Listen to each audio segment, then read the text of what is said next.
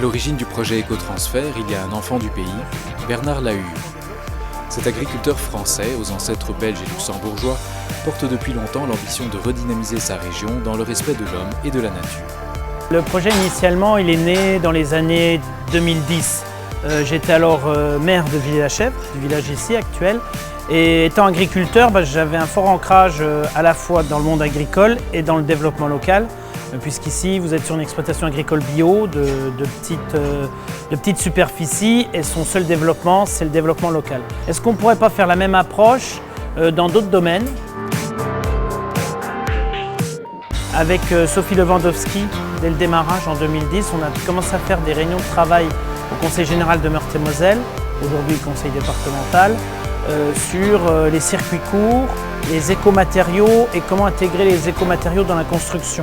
L'emploi ne se fait pas sans création d'activités économiques. Donc ça veut dire accompagner les artisans pour se maintenir, pour se développer, mais aussi créer par exemple des entreprises, se faire implanter des entreprises d'insertion, créer des chantiers d'insertion qui sont aussi acteurs de l'économie locale.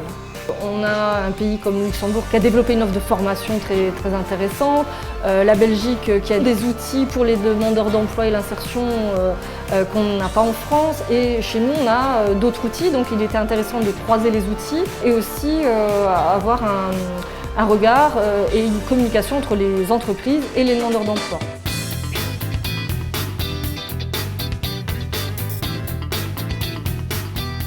Dans le secteur de l'éco-construction, il y a quand même une création d'emplois, je vais dire relativement importante à l'heure actuelle, mais quand même faible par rapport à l'emploi classique. Je suis certain que dans les futures années, l'emploi dans les produits écologiques va se développer, surtout qu'on va viser un emploi et des entreprises locales. Il y a tellement de moyens de travailler avec des écomatériaux et construire en éco-construction ou en éco-rénovation n'est pas plus cher qu'autre chose, qu'il faut vraiment donner le message que pour vivre encore demain, il vaudrait mieux continuer dans le sens d'Écotransfert. Pour développer le secteur de l'éco-construction et de l'éco-rénovation dans la grande région, Écotransfert a été structuré en 4 piliers. Le pilier entreprise rassemble les entreprises en grappe et assure leur montée en compétences via des formations. Le pilier commanditaire assure la sensibilisation des maîtres d'ouvrage à l'usage des techniques écologiques en construction. Le pilier filière a identifié 8 écomatériaux pouvant faire l'objet d'une filière de production entièrement locale. Et enfin, le pilier emploi et formation s'attaque à l'insertion professionnelle et à la dynamisation du marché du travail dans l'éco-construction.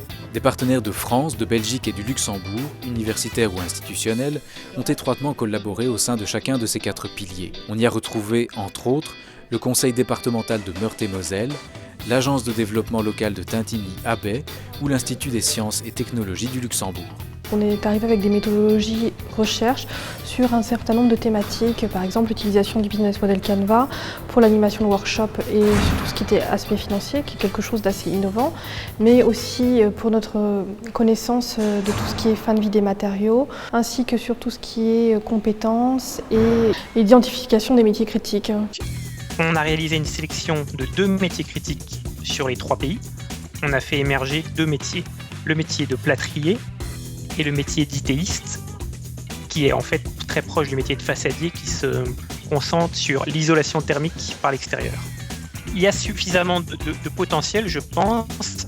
Après, il est selon moi sans doute nécessaire que plusieurs artisans se regroupent via différents groupements pour faciliter ce rapprochement entre les demandes du public et ce que les artisans peuvent proposer. Un artisan seul, à moins d'avoir un réseau déjà établi et une forte expérience, une forte renommée, aura peut-être des difficultés à travailler vraiment spécifiquement sur l'éco-construction et l'éco-rénovation. Nous, on essaye vraiment de faire en sorte que les entreprises travaillent plus facilement ensemble sur des circuits courts, qu'on utilise les matériaux qu'on a sur notre territoire. Mais vraiment, sur tout ce qui est nos entreprises régionales pour les promouvoir et pour sauvegarder, voire bien sûr créer de nouveaux emplois. Pour promouvoir les entreprises régionales de l'éco-construction et de l'éco-rénovation et pour créer des emplois, l'ambition du projet Écotransfert est de mettre en place, entre autres, un guichet transfrontalier des métiers du bâtiment durable. Le défi est ambitieux, notamment parce qu'il implique des partenaires de 3 pays différents. Le marché de l'éco-construction, dans une telle région, doit s'organiser, doit se créer, doit quelque part se concevoir, se monter. Et donc il est normal qu'il y ait des moyens financiers publics qui lancent un petit peu toute la démarche, toute la dynamique. La complexité, c'est le fait que les moyens mis en œuvre par les autorités régionales, locales, nationales, doivent contribuer à un intérêt commun, à une dynamique commune, et non pas une sorte d'additionnalité d'activités individuelles. Pour moi, l'enjeu de la communication dans le projet Écotransfert était que pour qu'une plateforme transfrontalière puisse réellement exister, il fallait que la plateforme existe d'abord pour ses porteurs. Et donc la première mission que je me suis fixée et que nous avons fixée au projet, c'était de mettre en réseau les différentes structures partenaires du projet et les différents acteurs. Apprendre à parler, à se comprendre et à travailler ensemble. Donc c'est vraiment cette dynamique qui était importante. On ne travaille pas en silo, mais on travaille en rayonnement. Il faut beaucoup de temps pour tisser des liens. On voit que l'alchimie le prend. Il faudra encore, à mon avis, 3-4 ans de travail pour vraiment bien structurer les choses. On voit qu'on est dans un schéma d'équilibre où on échange. Et c'est cet échange-là, cette mise en commun qui nous permettra d'être plus forts pour demain.